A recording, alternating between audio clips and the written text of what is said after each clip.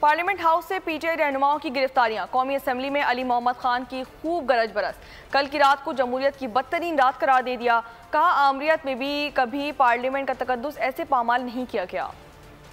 آج میرا مقدمہ جمہوریت کا ہے، ہم اسرائیل میں نہیں پاکستان میں ہیں۔ صاحبزادہ صاحب، شفقت بھائی، عامر ڈوگر صاحب، شیخ وقاص صاحب، مولانا نسیم صاحب مسجد سے اٹھا لیا گیا۔ کل رات جو ہوا ہے وہ پاکستان کی جمہوریت کا 9 مئی تھا۔ کون تھے وہ لوگ؟ یہ جمہوریت پہ حملہ ہے، یہ پاکستان پہ حملہ ہے، یہ پاکستان کے آئین پہ حملہ ہے۔ یہ کس نے کہا تھا خان نہیں تو پاکستان نہیں ہے؟ پاکستان کے وجود کو جو ہے پرسوں چیلنج کیا گیا۔ اس قسم کے الفاظ کل رات کا ریاکشن جو ہے اس کی جسٹیفیکیشن دے دیتی ہے۔ اندر سے یہ جب بھی بات آتی ہے وہ کہتے ہیں ہم نے فوج سے بات کرنی ہے۔ 9 مئی کو جو ہے صرف اور صرف سارے پاکستان میں جو ہے ٹارگٹ جو ہے وہ آرمی کے چنے گئے۔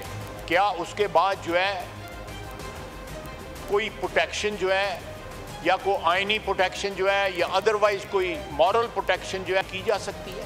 آج 2 دن ہو گئے ہیں، 13 دن رہ گئے ہیں، ہم انتظار کر رہے ہیں کہ وہ لشکر لے کے آئے۔ یہ جو نفرت کے بیج بوئے گئے ہیں، ہم نے تو تب بھی ان کو سمجھایا تھا کہ وقت ایک سا نہیں رہتا۔